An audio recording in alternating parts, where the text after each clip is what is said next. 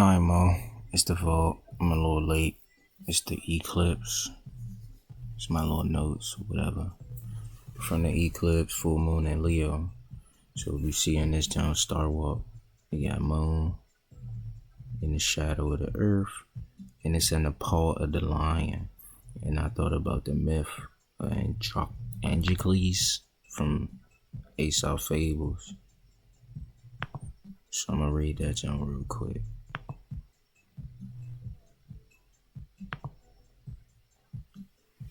So, Androcles, a slave, heard a lion in pain. He took a thorn from the lion's paw. Later, Androcles found himself in the arena against the lion, the same one. How lucky. So, gratitude is the sign of noble souls. A slave named Androcles once escaped from his master and fled to the forest. As he was wandering about there, he came upon a lion lying down, moaning and groaning. At first he turned to flee, but finding that the lion did not pursue him, he turned back and went up to him. As he came near, the lion put out his paw, which was all swollen and bleeding, and Androcles found that a huge thorn had gotten into it and was causing all the pain. He pulled out the thorn and bound up the paw of the lion, who was soon able to rise and lick the hand of Androcles like a dog. Then the lion took Androcles to his cave, and every day used to bring him meat from which to live.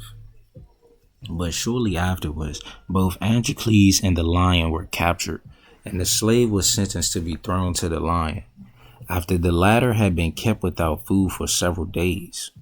The emperor and all his court came to see the spectacle, and Androcles was laid out into the middle of the arena. Soon the lion was let loose from his den and rushed bounding and roaring towards his victim. But as soon as he came near to Androcles, he recognized his friend and fawned upon him and licked his hands like a friendly dog. The emperor, surprised at this, summoned Androcles to him, who told him the whole story, whereupon the slave was pardoned and freed, and the lion let loose to his native forest. I thought this was cool. So when you got Eclipse, this Eclipse is sitting with K2. So therefore, K2 is sharp. The nature of Mars, it's in explosiveness. And that lion, if you look in the Star Walk right there, he like, you feel me? I got this sharp ass astrological influence in my paw. You dig what I'm saying? Unhanded. So you got something that you holding on to that you gotta let go. You dig what I'm saying? How that work? But then also you might have been going through some things, and if you got a thorn, that's a wedge. The pattern for this star is the wedge pattern. I got that from Hood Mystic. You were talking about the wedge pattern, right? So it is what a wedge does. You drive a force into something, and it's either gonna break apart and cut you loose, or it's gonna hold it together. You dig what I'm saying? So you in the forest, you got a wedge in your hand, or it's a prick bothering you. You dig what I'm saying? Now you gotta just, all right, let me take this out, get rid of that.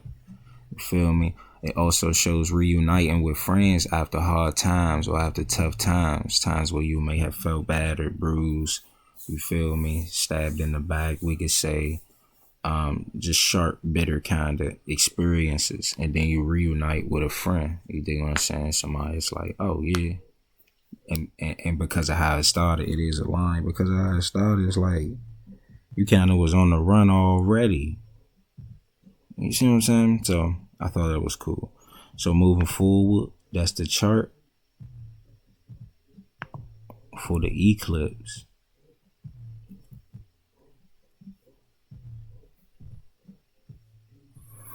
So eclipse and Leo, right? Eclipses involve the nodes, the influence of the nodes. So K2 brings like deep spiritual insight, psychological depth, like things where your ego is, or really just kind of like psychologically, emotionally intense moment. Profound revelations and karmic shifts. This is karmic shifts. You kind of dissolving a lot of other contracts and you going towards more spiritual and, in a way, ancestrally linked connections. You feel me? Alright. So what is Leo? Leo is confident. It is integral. It is a field of actualization. So actualization is often referred to as self-actualization. It's a concept in psychology that involves the process of fulfilling one's true potential and becoming the best version of oneself. The ultimate form of personal growth, self-discovery, and achieving meaning and fulfillment in various aspects in life. Right? So that's what the field of Leo is. That's what this full moon is saying. Like the things you might need to let go to actualize yourself. The things you might need to hold and tie close to you. So this wedge goes both ways. It could bring things together closer, or it could kind of drive things apart. It's your choice, or it might just be up to the influence of the star. So Leo is fixed fire ruled by the sun. That means it depends and stabilizes through its own sense of self. The full moon in Leo is a realization and instincts to develop a sense of self, or what's needed to, self-actualize, intending to be authentic.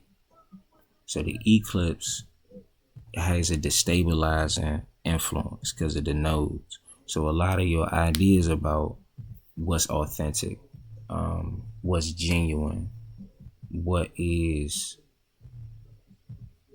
an accurate representation of yourself gets destabilized right now, right? So it's a churning and forging a new path, something you never done before. You couldn't even get advice for. It's unique to you. You feel me? So you're letting go of whatever blocks or obstructs because of the smoky nature of the nose. It's obstructing. You're letting go of whatever you feel may be blocking the authentic personality and an authentic way of experiencing life. Moon in Leo, Moon is Lord of the 12th house, so it's a very good time for letting go, charity, just love, release, right? So very good for the earth signs, a little bit challenging for the earth and water signs. Good for the air and fire signs, a little more challenging for earth and water. The energy is bright and proud, maybe too proud, but it's an eclipse. It's like, you'll be proud of something within, and that's good. 5 questions. Have I been too self-centered, egotistical, or proud? Nah, it's not about self right now. 2, have I been treating the people around me like minions? Nah, it's Jesus say love. Love is unconditional. Love is giving. Love is patient. You feel me? So nah. 3, have I been arrogant, vain, pushy, or pompous? Once again, nah, you find some humility. I'm answering myself. 4, have I been expressing myself creatively enough? I'm gonna get to it today. I haven't gotten enough sleep and I need rest so that I can, crank shit out. 5, have I shown myself enough self-love? Yeah, been eating pretty well, kind of doing little calisthenics and stuff. I am trying to see about this little balance gym membership. You feel me? I gotta send that email. So message, it's a good time to get in touch with your humility. Find a balance between what your friends need and what you need. You dig what I'm saying? You gotta be careful with the so-called friends too.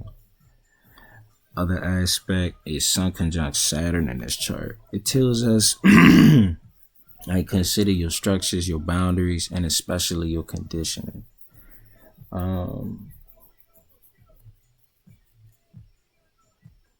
So if Sun represents one witness to your personality through your father, you may get certain traits or personality quirks from your father. But when you have personal planets, Sun and Moon conjunct Saturn, it's like it actually Saturn creates distance from those things. So however that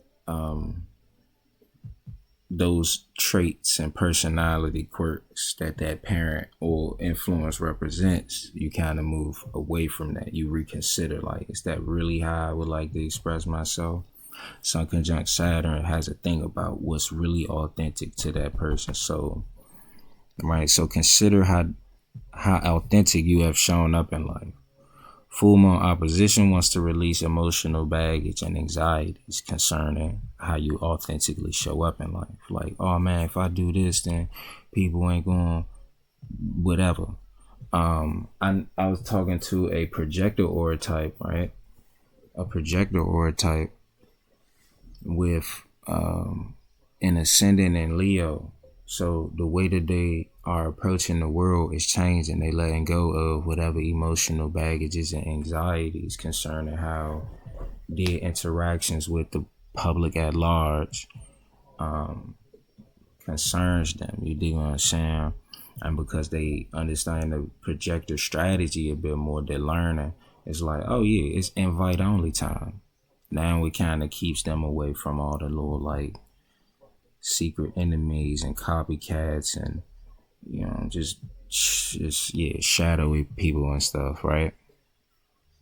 And that's really what happens when you start going in alignment. God will manifest your ancestors, Mooners and Utara Falcone. They just gonna constantly give you that tailwind support. So in Purvabhadrapada, this conjunction points to exiting, leaving the past behind. It's 1 foot in, 1 foot out right here.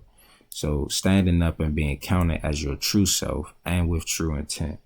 Purvabhadrapada is a man with two faces. One looks forward, one looks backwards. But the one that look backwards just looks backwards as the actual head is going forward as a representation of the mind. Going back to the wedge, a piece of wood, metal, or some other material having one thick end tapering to a thin edge is driven between two objects or parts of an object to secure or separate them. There it is. So you can secure or separate. Uttara Falguni shows commitments, but Uttara Falguni also shows contracts. And with a eclipse, K2 eclipse, it shows the dissolving of a lot of contracts that you might have had, karmic bonds and obligations and lessons that you may have had to learn, right? You know what I'm saying? Now, the part that can secure is like the force that might bring two individuals or a group of individuals together after a certain time. Those are your ancestors. Like, y'all might be ancestrally linked. Even your friends, even, your family is, but your friends could be your ancestors pushing people like, hang out with this person. You dig what I'm saying? So the eclipse take place in the star. Oh, yes, what I'm saying. Star patronage, star of friendship and marriage. It is the star of marriage and commitments. So it's associated with contracts, agreements, vows, promises. Right? Ahriman is the foremost of the Peachers, who are ancestral spirits and well-wishers. They protect us in difficult times. You feel me? Saturn was in Aquarius for the last 2.5 years. That's strong. But Saturn governs over grief, difficulties. So the idea is that the past 2.5 years have been grievous and difficult. But it coming out of that, some of that is from karma. The dispensation of karma. Allah says that we have made some of you as a test for others. So, you might go through Saturn return and stuff. And if you're a man, Saturn's going to attack you with a strange woman. If you're a woman, Saturn may attack you with a strange man. I don't know. Once you kind of like, you can't be afraid of your karma. You just accept that, don't be accountable. That's the main thing. Like, before any other commandment, it was just it should be the understanding of accountability. It's just like, you don't back down, you don't just succumb to certain things. Like it's strange, right? So Ahriman means dear friend, or the friend that asks a girl to marry his friend, who talks in such a way it attracts the affection from the girl. Right. Ahriman is rarely mentioned alone because he is the dear friend. So Ahriman is marriage and friendship, and he often accompanies Bhaga, who is romance, Mitra is love, and Varuna, who is lust and contract. So we're filming. Arima and the ancestors act as divine matchmakers. They pair men and women together so they may enjoy what Perva or what Falguni can give, which is romance, love, marriage, sex, felicity. You dig what I'm saying? Ahriman represents the love and affection that transforms challenges into lovely romantic exchanges. This is important because the opposing polarities of men and women are not without its challenges. So in relation to matchmaking, if you know the nakshatras, your Vedic sidereal nakshatra star, your birth star, Yanmatara, you can get the Navatra, and that'll show you how to. And once again, I talk about this with the projector. It'll show you how, or an idea of how you and an individual may or may not get along, the results that could come from you and this individual hanging out. You dig what I'm saying? So nakshatra can show, if you pair them, it can show basic compatibility, how one relates to each other, just in a natural kind of sense, just in a passing by, romantically, in a family sense, the health risk and the ability to have healthy progeny and children. It shows good luck and bad luck factors. There are certain people in life that I'm gonna bring this up. There are certain people in life, like if you get around them, they call it a spiritually complex relationship. And these individuals, when you hanging out with them, you just notice things just start to break. And it's nobody to blame unless you continue to choose to like hang out with that individual, whatever y'all karma or karmic contract is, right? But things just break. You're always in these sticky situations. After they leave, you feel me, lights in your car come on, or it could be any type of thing going on. That plays a big factor in it. Sometimes those karmic relationships are fatal attractions. It's a thing called vasya, where it's like magnetic attraction, and then it's another one, similar spelling, where one person is actually food, like because the zodiac are animals, most of them. So one person is food for the other animal. You dig what I'm saying? So Diddy, as an example, Moon and Leo. All other signs are seen as food for Moon and Leo. You dig what I'm saying? So they are inclined to try to bully you, or hard press you or extort you or something like that, in order to get their way, get what they need. You feel me? So you would have to be careful. You gotta understand some of these things, right? We all should. So using this system, we can limit the challenges in union and increase felicity in our unions, right? So this is from Ian blog spot, and it says like, the constellation you're born in gives the basic mentality of a person, your first reaction. It might not translate into action, could subside with experience, but it's the first reaction to most situations you're in. And even more prominent if it's in the ascendant, right? So Uttara Falguni, as an example, the males and females are automatically attracted to each other. Sometimes you hear someone sing, and if that singer happens to be your nakshatra, the liking is natural and automatic. Same thing for looks, voice, walking style, expressions. Same pattern applies to the matching nakshatra. Like Maga is matching nakshatra for Uttara Falguni, and vice versa. And other nakshatra with same sun lordship, like Uttara Shada and Kritika, or Uttara Shada and Uttara Falguni. So looking at the Navtara relationships, for Uttara Falguni natives, right, second to your star is moon lordship. They can bring you wealth. 2 is the house of wealth. You dig what I'm saying? Family, resources. Rahu lordship could bring you blessings of well-being, comfort, things like that. Vice versa, you can cause them death. So it's like you'll be blessing, comfort, and happy at their expense. And when we think about gratitude and humility, that's part of being a noble soul. People with Saturn lordship can help you achieve your goals. They bring wish fulfillment. People with K2 lordship, they're friendly. They make for friends. People with Venus lordship, they fast friends. It's like you'll like them immediately. It's like, oh, hey, buddy, and stuff like that. And then Mars lordship could cause you danger. Jupiter lordship could create obstacles. It might try to ball or block you or something. And then Mercury lordship could cause you death. You feel me? They might feel like you burning them or something, like you trying to put them in your shadow. They not having that. Feel me? Or however it may go. So the next one is from Sex and the Stars, Dercio Luchucha. And he talk about yoni. So this is just the first paragraph. The yoni of a nakshatra specifically relates to the size and shape of the sexual organ, as well as the sexual behavior that one can extend to represent the instinctual behavior.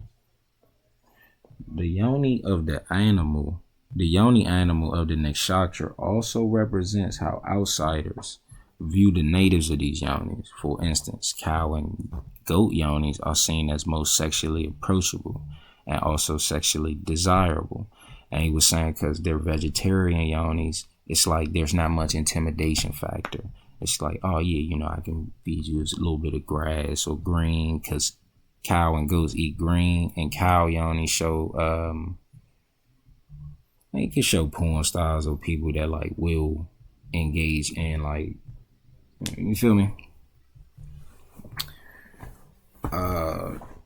And then tiger and lion yonis are seen as the least sexually approachable and most intimidating, being big cats, weigh a lot, it's a lot of muscle, it's a lot of intensity, seemingly evil, and they're carnivorous, so they got large appetite. And it's a large appetite all at one go, because if a lion get his food, it just sleep all day. It's gonna just sleep, and it might not eat every day. That's the whole kill. It could eat every day. I might be capping. Tigers, yeah. So, because they're carnivorous, it's almost seem like it's almost like, man, really insane. I got tiger and lion yoni, sun and ascendant. So there's a switch. There's an actual switch. Like if it's off, it's off. But when it's on, man, and it is intimidating, right? And then dog and rat yonis are seen as having the most unusual and even reprehensible sexual fetishes. You feel me? If I'm not mistaken, rats and mice don't have glands to fart, so it could quite possibly be a live scat play. In DC, we got rapper Fat Trill. He went viral. He has Moon and Manga. He got Rat Yoni. He went viral 1 year for eating ass. You dig what I'm saying? And then I think I just heard about an experience. Not an experience, but a fucking run-in with someone who had dog yoni, and they got this like humiliation kind of thing about them. Jesus. So this is from Rati Rahasya. It's just images of the different types of women, builds, looks, right? How they relate to the other, right? And then the tarot card is the 7 of Wands. Feel me? So he's sitting on top of a hill. He got advantage. He got a little bit more sight. And his sticks coming up to him, but we don't see no hands on them jumps. So, hey, what's going on really? And then the nigga got like mismatched shoes. I don't know if he got like one shoe and one sock. So he not really prepared for this. So did they catch him off guard? Is he, what's he doing really? And what's green? Color of love. Yellow is ego. So he might have some like ego, but he trying to cover it up with love. I don't know. So stand your ground, fighting against others' opinion, fighting against competition, attracting challenges, being pressured, having courage, resilience. Courage is yes. Seven of Wands is Mars and Leo. If Leo is the field of actualization and this self, and then Mars is about being active, actualizing things. So it's just self-actualization. You feel me?